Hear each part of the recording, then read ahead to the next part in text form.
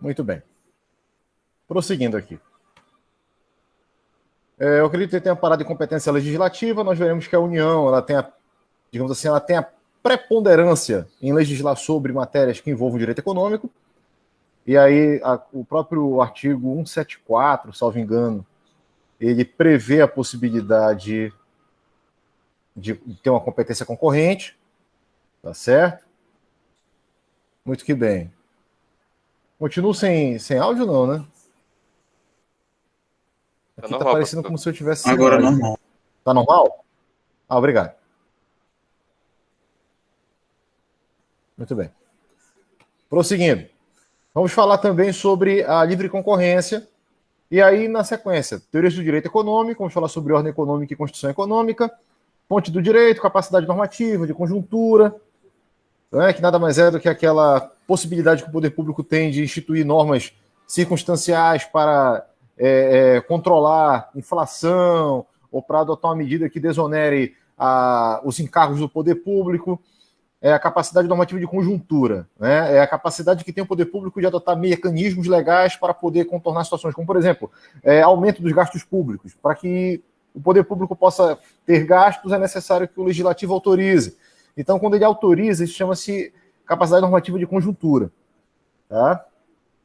Aí, na sequência, a gente vai falar sobre relações jurídicas no âmbito do direito econômico, o Estado como agente normativo, liberdade e iniciativa econômica, as práticas comerciais restritivas, né, como colusão e acordo de cartelização. Por que são restritivas? Porque a finalidade dessas práticas, de modo geral, nada mais é do que inibir a concorrência, ou mitigar, né, os concorrentes dentro de um determinado mercado. Tá certo? E aí vamos falar sobre distribuição constitucional do exercício da atividade econômica, intervencionismo no domínio econômico. E aí, nesse particular, vamos falar sobre as agências reguladoras e agências executivas. E aí vamos dar uma pincelada sobre direito econômico internacional. Muito que bem. E aí, feitas essas considerações, eu acredito que naquele meu vídeo eu tenha explicado como nós vamos fazer aqui as nossas avaliações, vão ser 2 avaliações, e desse aspecto a gente vai fazer algumas atividades aqui para vocês reforçarem o conteúdo que eu for aplicando. Nada muito complicado, e eu acredito que vai depender muito mais de vocês de se empenhar no sentido de desenvolver as atividades que forem aqui passadas, né, do que da minha parte em tentar passar para vocês o meu conteúdo, né, daquilo que eu conheço acerca da disciplina. Mas vamos lá. Né, aqui eu tenho um pequeno conceito sobre função de produção, que nada mais é do que um modelo matemático cuja finalidade é identificar, né, o que é necessário para que você atinja determinada produção e o custo que essa produção trará e o retorno que ela poderá lhe trazer.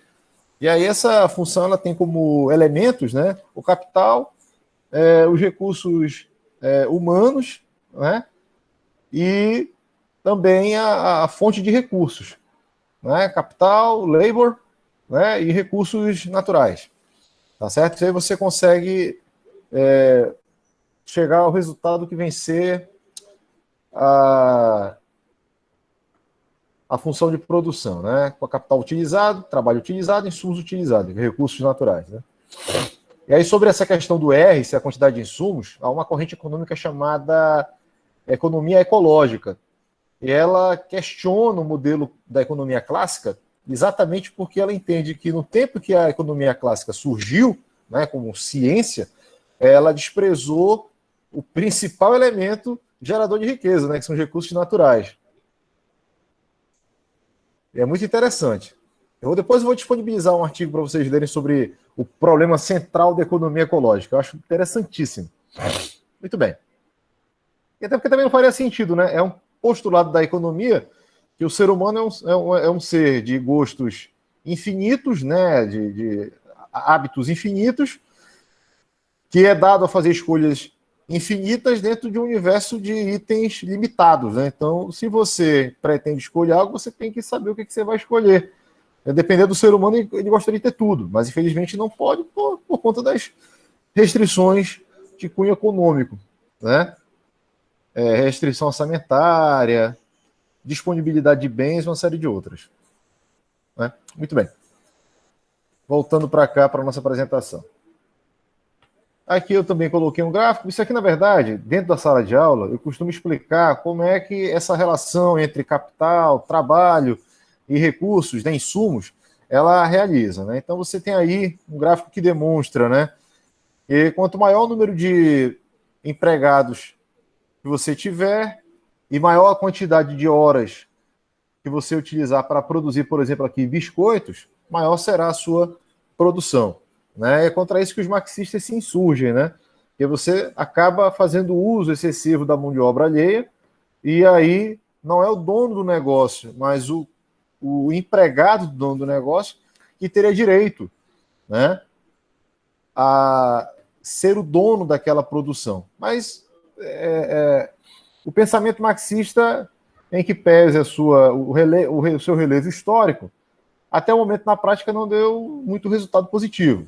Né? Não fosse por isso, países tradicionalmente comunistas, como era a antiga União Soviética, né, teria mantido o modelo econômico e não conseguiu. Nos anos 80, se viu obrigado a fazer uma abertura da sua realidade econômica.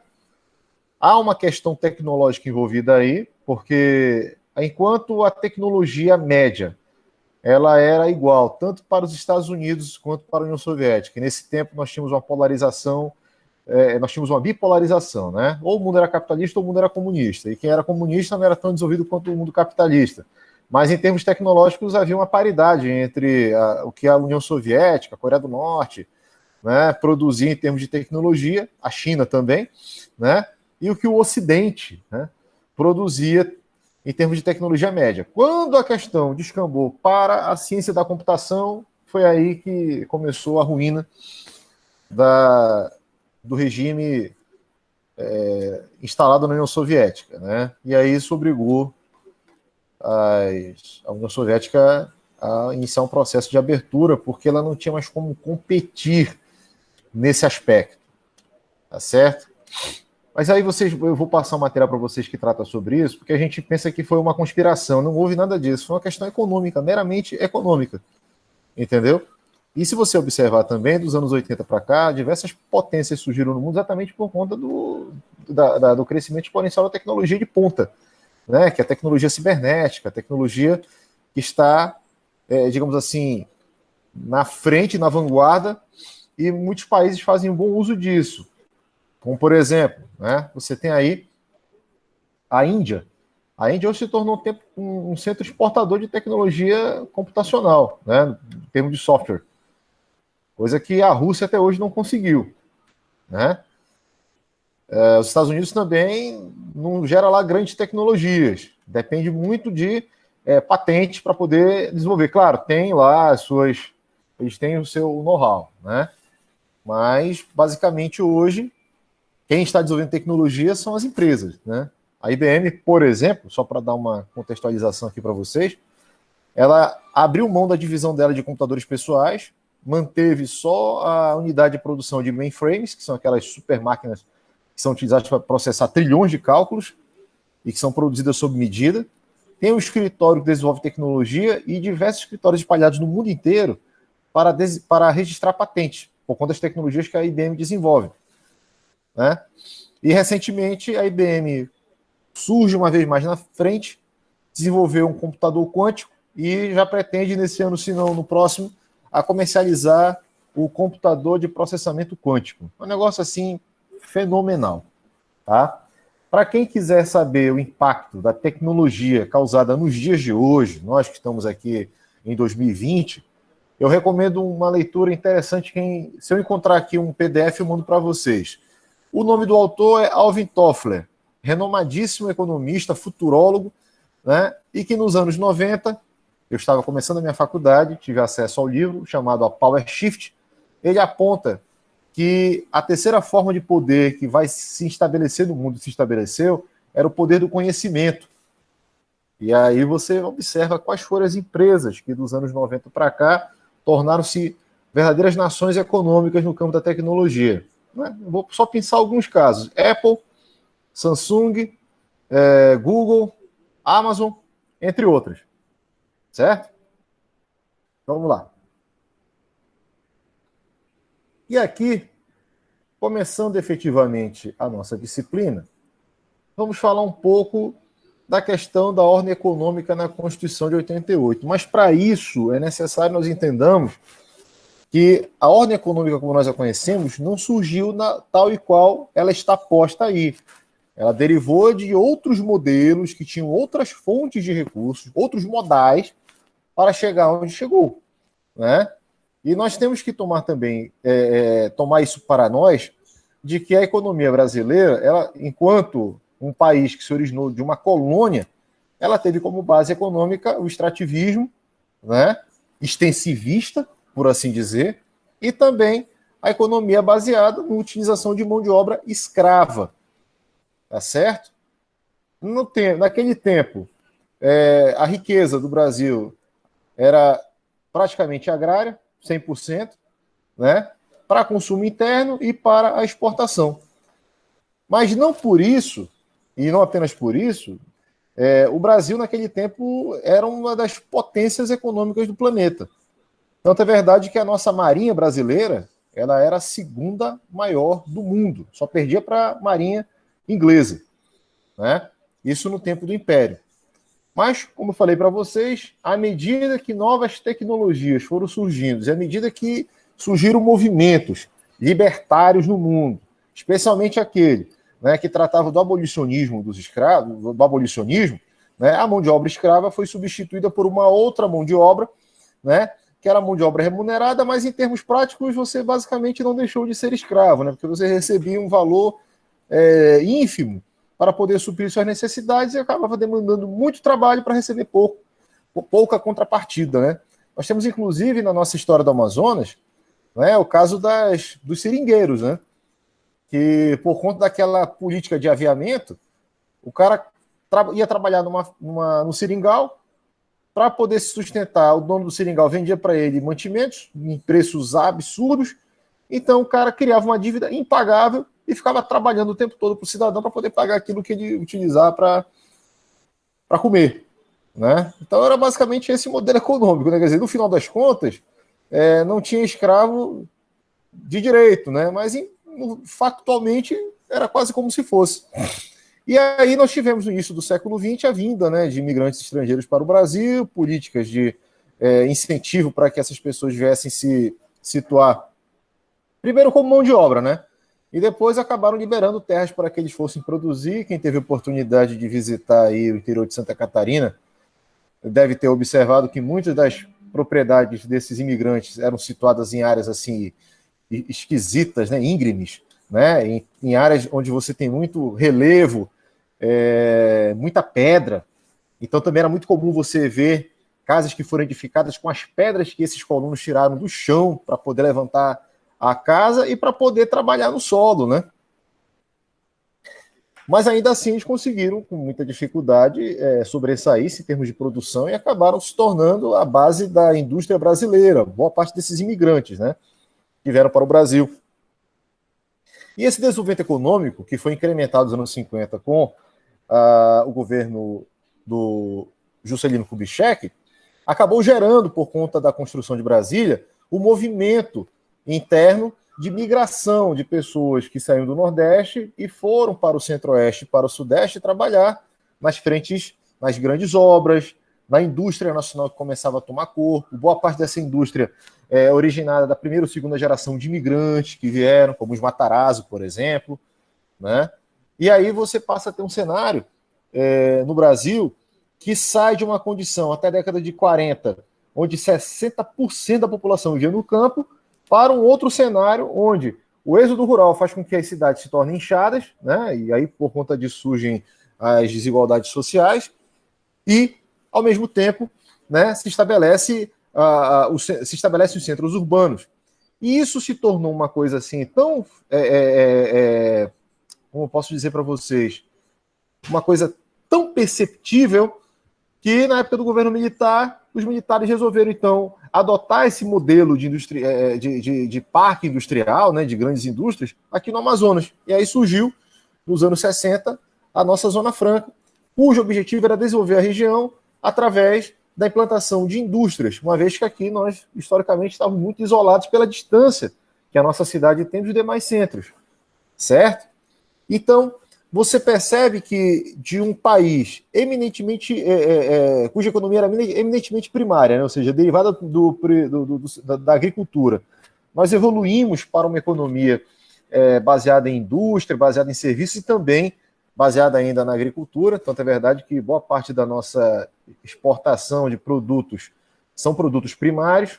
Mas essa questão dos produtos primários, ela tem dois vetores. Um, porque nos anos 90, quando a China também abre a sua economia e passa a participar do cenário econômico, utilizando um modelo que eles chamam de economia de Estado, e passa a estimular o crescimento das indústrias com a mão de obra barata, né, ela acaba se tornando, com o decorrer do tempo, a indústria do mundo, né, o estoque de bens do mundo.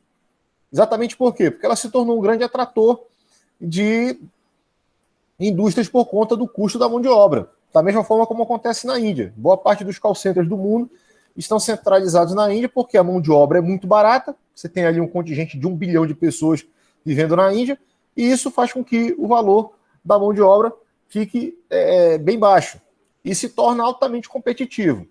Né? E você não precisa necessariamente ter um call center na sua cidade. Né? Se você tiver sistema de comunicação, você consegue implantar um call center a 2.000 quilômetros de distância para atender as demandas das mais variadas ordens. Mas o fato é que dentro desse contexto, né, a China, ao entrar no mercado competitivo, ela também abre as portas para o mercado consumidor interno dela, de 1,5 bilhão de pessoas. E esse cenário interno acaba impactando aonde? Na alimentação. E aí, os grandes centros produtores de alimento começam a aumentar o preço dos seus produtos no mercado interno, porque precisam vender, e você sabe que aí você tem uma questão muito clara. Quanto maior a demanda, quanto maior a demanda e a oferta não alcança essa demanda, os preços dessa oferta tendem a impactar no produto e ele acaba se tornando mais caro. Né? Exatamente por conta disso. É a mesma lógica que explica o fato de que, em plena pandemia, nós tivemos novos bilionários.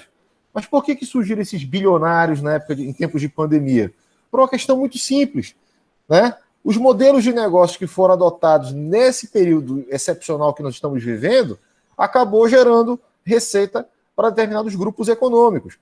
Então você tem pessoas que passaram a investir, né, como investem, na entrega em domicílio, e o crescimento da entrega de bens e serviços em domicílio cresceu de uma forma nunca antes vista.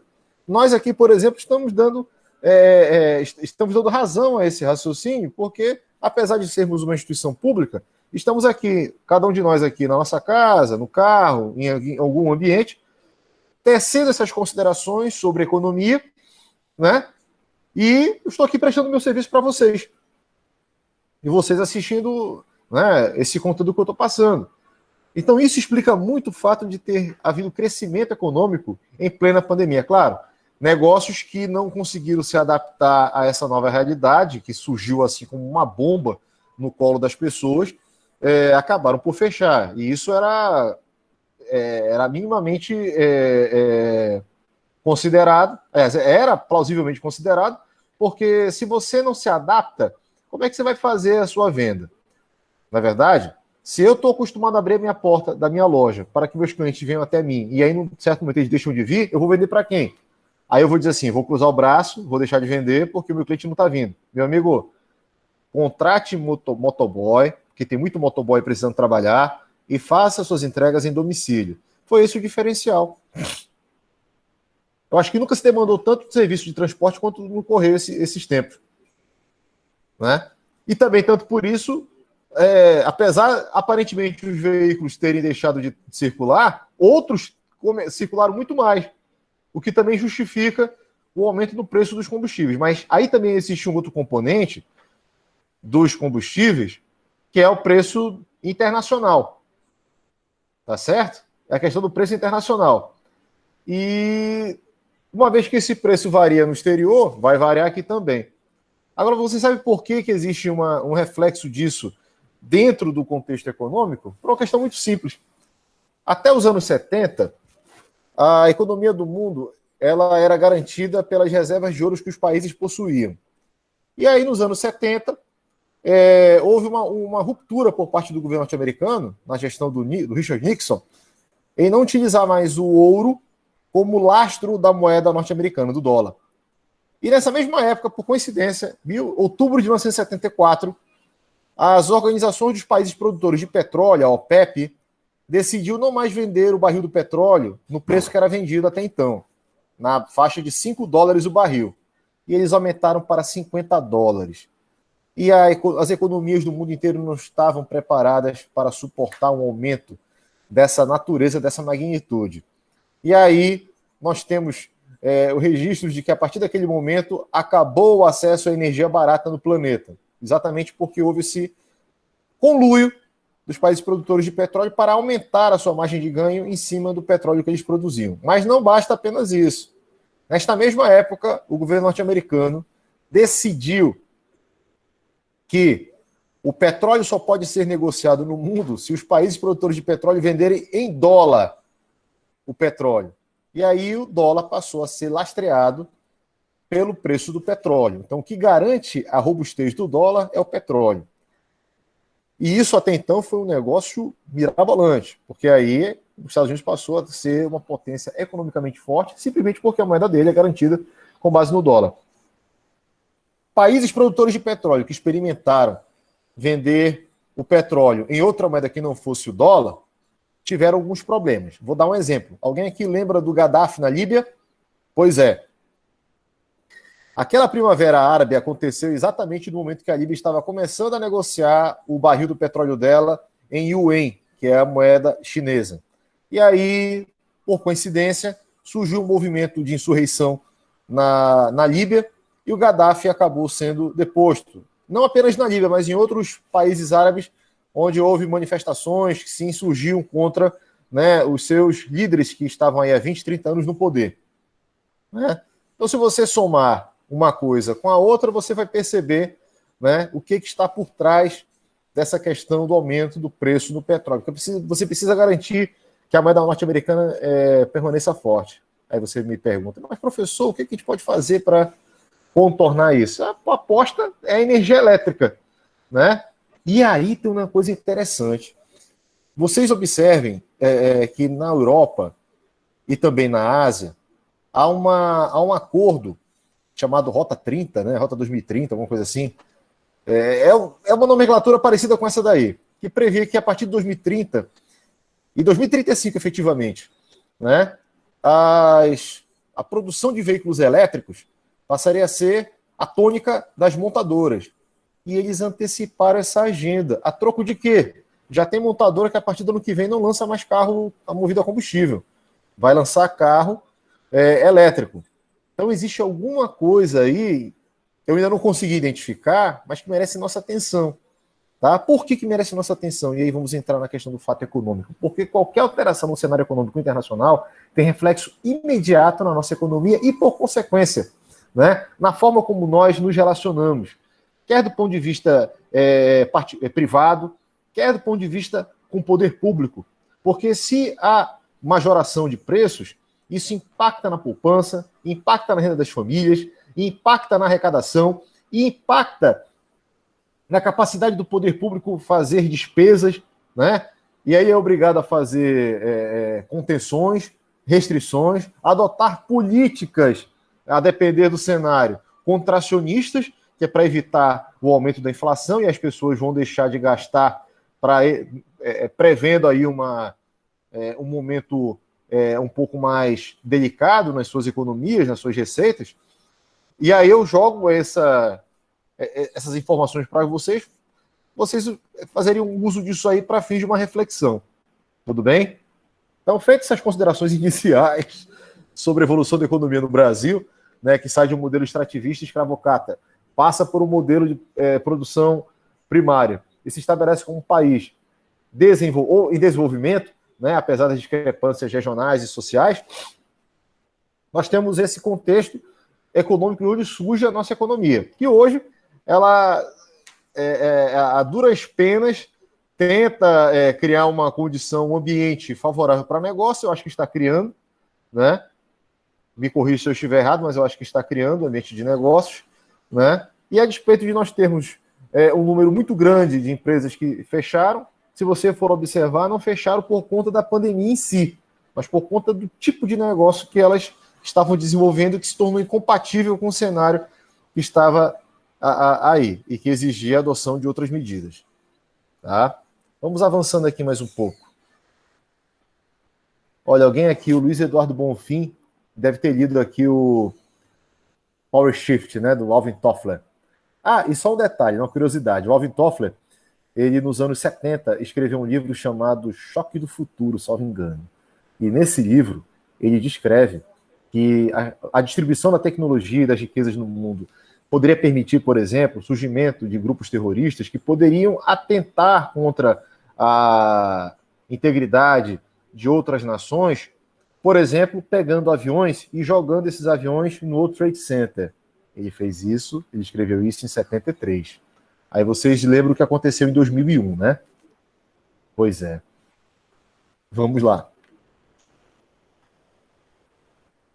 Aí eu falei sobre a questão da evolução histórica. Do ponto de vista constitucional, a Constituição de 34 foi a primeira que tratou da ordem política, da ordem econômica e social, né? Esse destaque foi dado na Constituição de 34, do governo Vargas, ela teve inspiração na Constituição alemã, de 1919, né?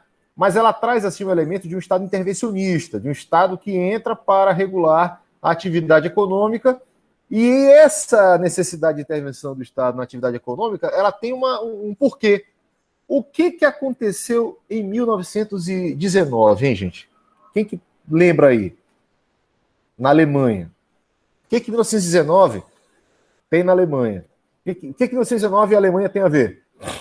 Primeira Guerra Mundial. A Alemanha foi enfiada numa crise...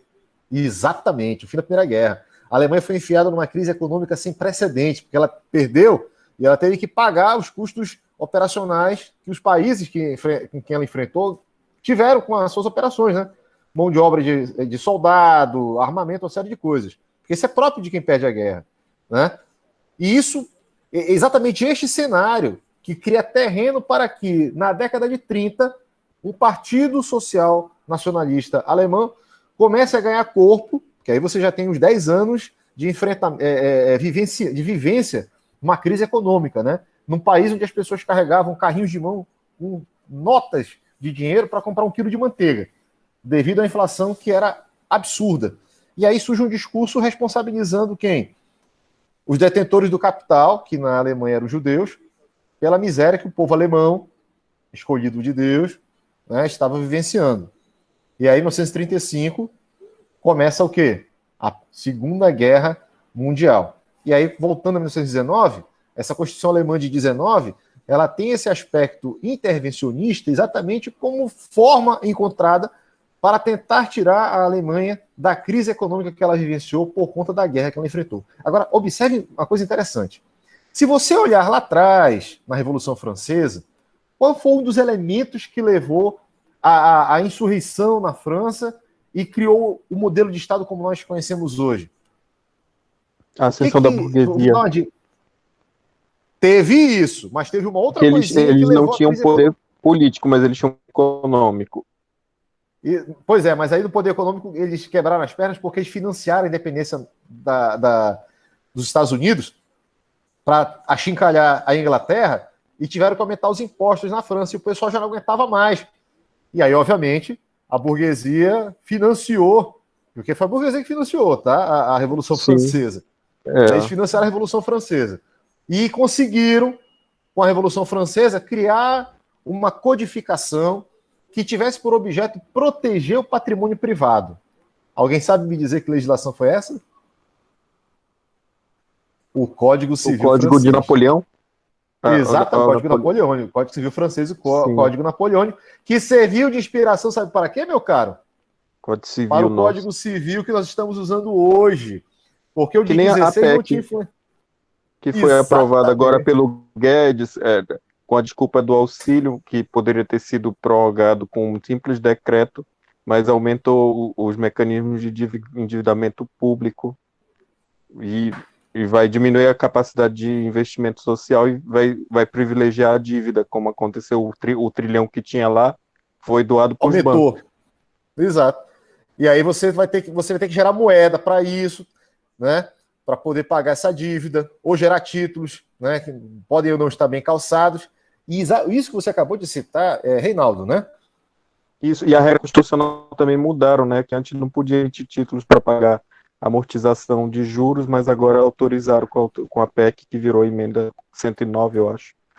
Que era a Lembra regra aquilo de que eu falei? ouro do decreto 3042, eu acho, não lembro Isso. agora exatamente. Lembra que no início nós falamos sobre capacidade normativa de conjuntura?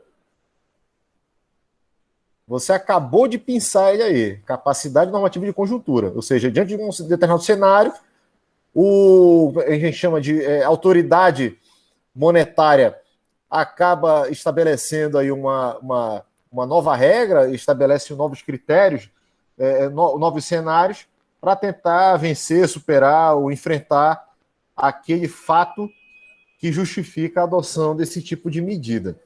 Foi o que aconteceu também nos Estados Unidos em 2008, e aí eu vou pedir uma parte de vocês aqui. Há um artista brasileiro chamado José Celso Martins, uma coisa assim. Ele é conhecido como Zé Celso. Né? Ele é meio maluco, ele já teve aqui em Manaus, ele dá aula de interpretação pelado. Ele é um coroa. E uma vez ele no Canal Brasil, ele estava apresentando, ele aparece assim em pé, segurando umas moedas nas mãos e joga assim por cima dos ombros, né? E diz assim: eu vou jogar essas moedas em homenagem ao 16 de setembro de 2008, o dia da queda de Wall Street, né? Que foi naquele ano que aconteceu aquele problema do subprime, em que os títulos que estavam lastreando a dívida das hipotecas norte-americanas não tinham seguro. Isso gerou uma quebra. O Barack Obama foi obrigado a obter autorização do Congresso para gerar mais moeda para cobrir o rombo. Nem o Barclays, o próprio sistema bancário criou esses papéis podres e socializou a dívida para a sociedade americana. Você quer ver um que aqui no Brasil aconteceu parecido? O FIES. O FIES é o subprime brasileiro. O FIES, o propósito é nobre, né? Permitir que as pessoas tenham acesso ao sistema de ensino superior. Sensacional. O problema é que não tem lastro, porque ele dá uma carência de 2 anos após a conclusão do curso, e nesse nosso mercado de trabalho instável, é complicado o recém-formado, e 2 anos é recém-formado, ter estabilidade financeira para poder pagar o empréstimo. É a mesma coisa que aconteceu lá nos Estados Unidos, guardado as devidas proporções, né? Aqui o nosso universo é um pouco menor em relação a esse fenômeno lá, a briga foi feia. Eles tiveram que gerar moeda, né? Nem o Barclays, que é o gigante da economia lá na Europa, quis comprar essa briga, quis dar empréstimo. E aí o governo americano teve que assumir a dívida e mandar gerar moeda para cobrir o rombo, porque senão a catástrofe econômica teria sido pior, né? E sucedeu a isso um fenômeno recente também, aí eu vou falar para meus alunos de economia, que o preço da moeda no exterior começou a baixar. Né? A oferta de moedas, o preço na oferta de moedas começou a baixar. Isso gera uma série de especulações, né? Por que a moeda no exterior está ficando mais barata, né? E você também tem que observar que no cenário internacional você não tem apenas o FMI como fundo, né, que empresta dinheiro para os países que precisam se reestruturar. Existem outros fundos. A China controla um que é fenomenal, né? Há pouco aportou na Argentina e até aqui no Brasil, no finalzinho da gestão da Dilma, né, recursos financeiros para a construção. Aqui no Brasil foi uma ferrovia de 1.600 quilômetros ali para o lado do Mato Grosso.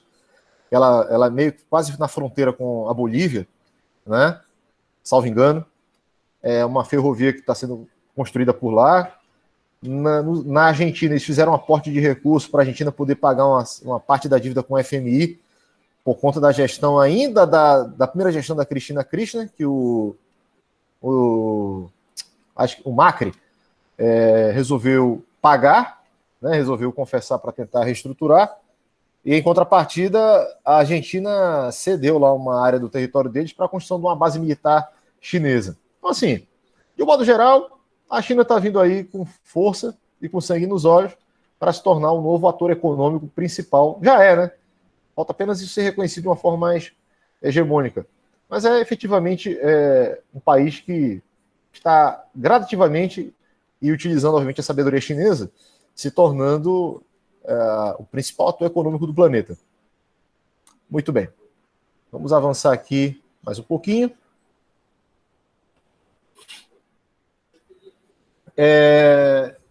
Em 37 houve aí uma alteração na Constituição, né? E aí confirma-se a política intervencionista do poder público brasileiro na economia.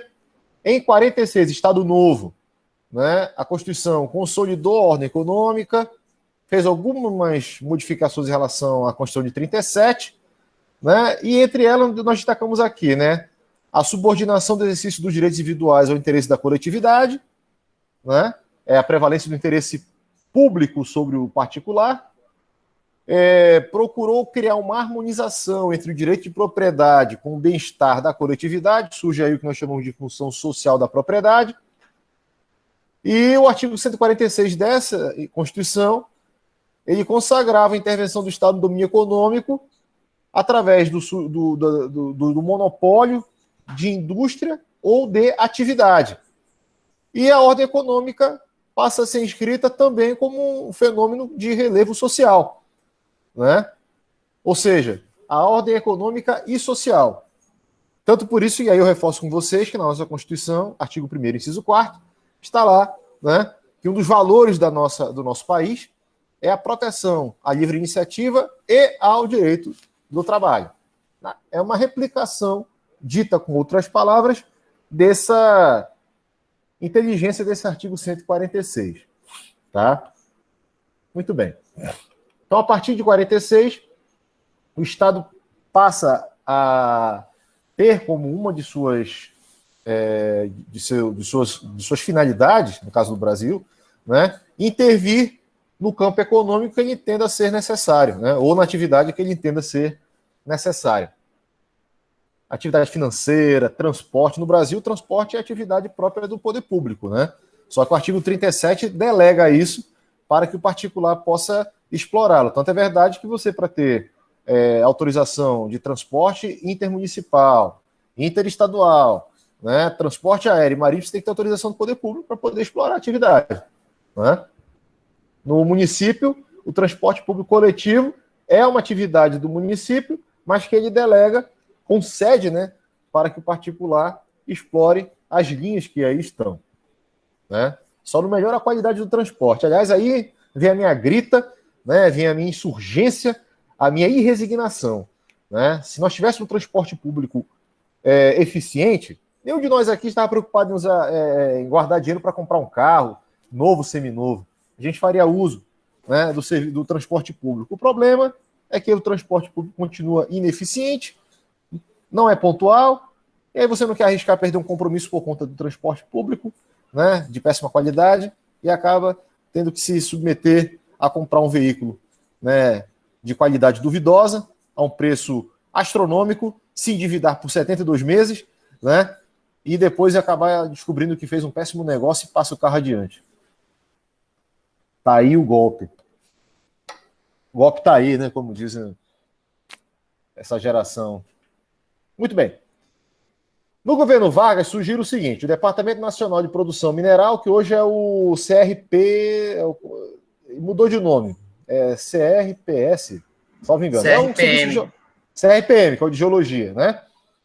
Aí você tem o Conselho Nacional do Petróleo, que hoje não é mais conselho, é uma agência, que é a ANP. A Companhia Siderúrgica Nacional, CSN, e a Vale do Rio Doce, que foi privatizada no governo FHC. Uma das melhores coisas que a FHC fez na vida, depois do Plano Real, foi a privatização da Vale do Rio Doce. Por 3% do valor financiado com dinheiro do BNDES, né? Os ativos, muito mais privatizações são casos de polícia. Os aeroportos por 3 bilhões. Os ativos valem, o grupo Pactual, que pegou ativos do Banco do Brasil de 8 bilhões, que valiam mais de 20, num momento de maior crise. Essas privatizações tinham que sofrer uma CPI, isso sim é prejuízo para o ingresso da dívida pública. E você quer que eu lhe conte uma outra coisa? Em 2000, eu fui contratado pelo Banco do Estado do Amazonas para ajustar os contratos. A minha formação inicial é na área de direito civil, obrigações e contratos. Então, assim, na origem eu sou contratualista. E eu fui contratado pelo Banco do Brasil, à época, para ajustar toda a cadeia de contratos que eles possuíam, porque o BE ele ia passar por um processo de privatização. Se não houvesse privatização, ele seria federalizado, provavelmente ele se tornaria uma agência da Caixa Econômica, coisa que o valha, né? Ou então seria extinto. Mas o fato é que haviam dois interessados na compra do BE, o Bradesco e o Itaú. Parece que houve um acordo entre eles aí, né? Uma colusão entre eles, e o Bradesco acabou comprando o BE. O valor do BE à época, em 2001, eu me lembro disso, que eu estava lá dentro, era 192 milhões de reais, né, a carteira do BE. O que era a carteira do BE? Tudo aquilo que o BE mobilizava em termos de recursos financeiros, né, e mais a carteira do funcionalismo público do Estado do Amazonas e do Judiciário, salvo engano, também do TJ. Né, Legislativo, Executivo e Judiciário.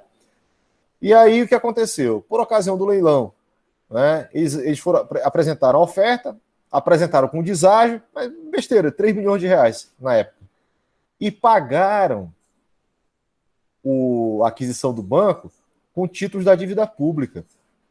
Títulos que eles compram com deságio de 70%. Ou seja, se você, meu caro Reinaldo, tem um precatório de 10 mil reais para receber e quiser vender para o Bradesco, o Banco Central autoriza, você faz a venda, existe um percentual que é destacado para o Banco Central, para custeio das operações e tal. E aí, o título que você tem de 10 mil reais vai para sua mão como sendo 3 mil reais, eu economizo 7, mas eu vou ficar com o título que vale 10. Na hora que eu quiser pagar imposto, tributo, né, para a União, né, ou então quiser uma aquisição como essa, o que é que eu faço? Eu entrego para a União a dívida que ela tem para com você. Entendeu isso? Duas atividades no Brasil, elas são... gera mais dívida pública.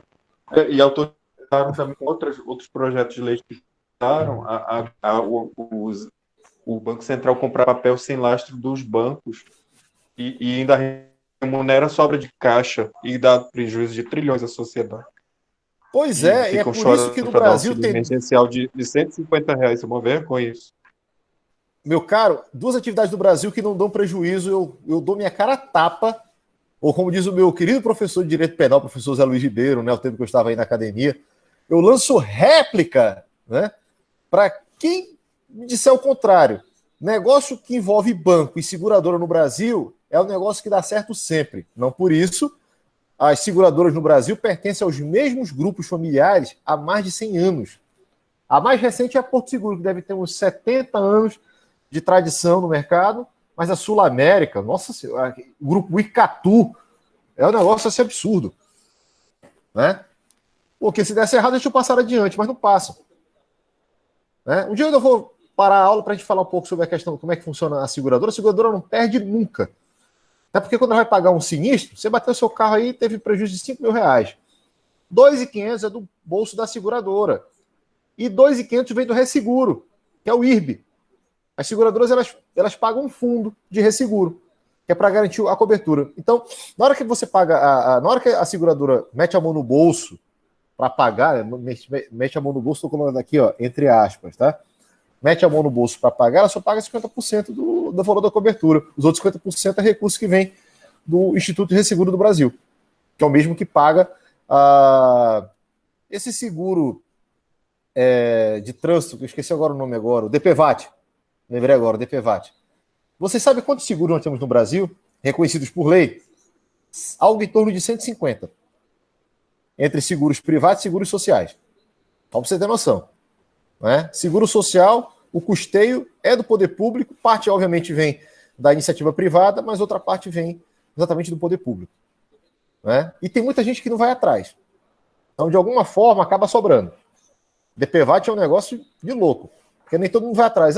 Se eu quiser aqui atrás, vou gastar meu tempo, vou perder meu dia, tarará, e acaba não indo, e aí você deixa de fazer uso do dinheiro que você paga, o prêmio que você paga para a seguradora poder dar cobertura. Certo? Então, vamos lá. Avançando. E aí nós temos aqui no governo Juscelino Kubitschek, plano de metas. O poder público passou a investir em transporte, energia, alimentos, indústria de base. Eu vou mandar um link do YouTube para vocês ouvirem a história da CBT, a Companhia Brasileira de Tratores, que foi a maior indústria que já surgiu aqui no Brasil, 100% brasileira. Ela inicialmente produzia tratores, depois chegou até a produzir uns carros utilitários, um Jeep sensacional, né? Tecnologia 100% brasileira, mas pecou pela dimensão da empresa, né?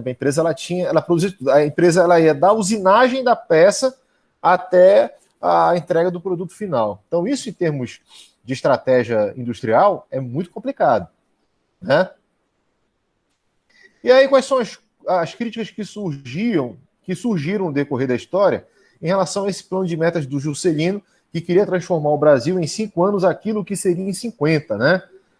Gerou investimento, captando recurso estrangeiro, e não teve uma política de desenvolvimento econômico sustentável. E isso daí acabou gerando aumento da dívida, porque se você não tem de onde tirar, você acaba tendo que cobrir, né? Isso com recurso próprio, e isso gera um aumento do déficit público. Eu me lembro que essa batata quente caiu no colo do João Goulart. E aí ele, salvo engano, tinha um ministro, que era o Santiago Dantas, que é um excelente civilista, né? Especialmente na parte dos negócios jurídicos. E o Santiago Dantas tentou negociar com o FMI um empréstimo para cobrir esse rombo aí do JK, mas não deu jeito. E aí, na sequência, ele deu de cara com o quê? Os militares pedindo para ele se retirar, né? Gentilmente. Mas vamos lá. Prosseguindo, né? Já a Constituição do governo militar, né, ela manteve uma linha intervencionista e não definiu qual seria o sistema econômico. A nossa Constituição de 88, ela define. O nosso sistema econômico é um sistema liberal, capitalista liberal. Tá? Mas nem tratou diretamente de intervencionismo, nem tratou de neoliberalismo. Né? Consagrou princípios como justiça social, desenvolvimento nacional, e eu acho que nesse ponto eles cumpriram a risca a cartilha, né? Porque um dos primeiros trabalhos nesse sentido foi aqui na Zona Franca de Manaus, então nós somos fruto dessa iniciativa, né? Deu direito ao Estado de fazer intervenções pontuais, inclusive declarar-se monopolista em relação a alguma atividade ou setor da economia, né? E ao fundamento de que isso garantiria, né, em outros setores, competitividade. Tá? Em 69, eles acrescentaram o princípio da justiça social, aumento de oportunidade de empregos. Nós tivemos um boom na construção civil nos anos 70, se vocês recordam disso, São Paulo virou um verdadeiro canteiro de obras, tá certo? E, ao final, né, também previa o modelo de desestatização, que já foi, na verdade, um reflexo do que viria no processo de redemocratização do país, né? E dizia o artigo 174, né, como agente normativo regulador da atividade econômica, o Estado exercerá, na forma da lei, as funções de fiscalização, incentivo e planejamento, sendo este, né, o planejamento, determinado para o setor público e indicativo para o setor privado. No governo Collor, as privatizações das estatais começaram, né? FHC também.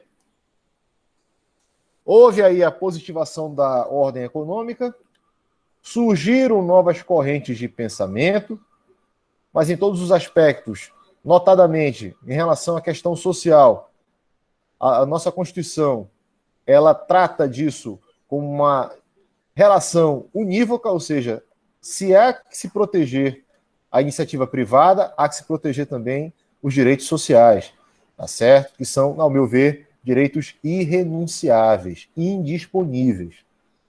Artigo 170 da Constituição, né, vai tratar de normas relativas ao fundamento, finalidade e princípios da nossa ordem econômica, tais como, né, dignidade do trabalho humano, livre iniciativa, existência digna, justiça social baseada na justiça distributiva. O que é a justiça distributiva, meus caros? Dar a cada um que é seu, igualmente, tratando os desiguais de forma igual, na medida das suas desigualdades. Fica aí a reflexão. Tá?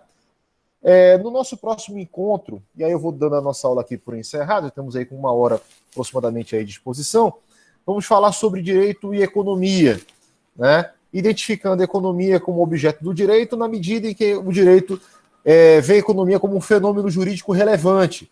E aí, a partir desse aspecto, o direito passa a regular a economia, o fato econômico, né, atribuindo a eles regras que começam na Constituição e se distribuem ao longo de outros conjuntos normativos que podem ser circunstanciais ou não. Alguma pergunta até aqui, meus caros?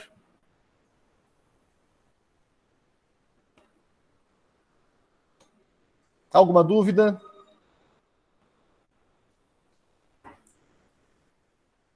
Muito bem. Então, já são quase 8h15. Eu vou dar por encerrado esse nosso primeiro encontro, para não tornar fastidioso. Na nossa próxima sexta-feira, nos encontraremos aqui com satisfação, falaremos de direito e economia.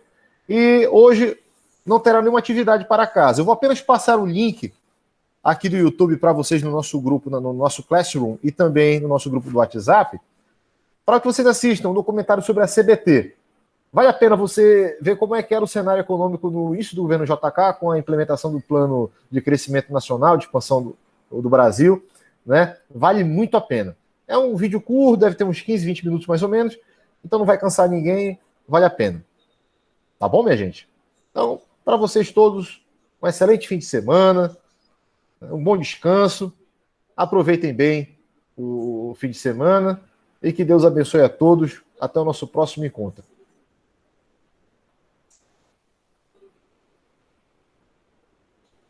Obrigado, professor. Boa noite. Boa noite.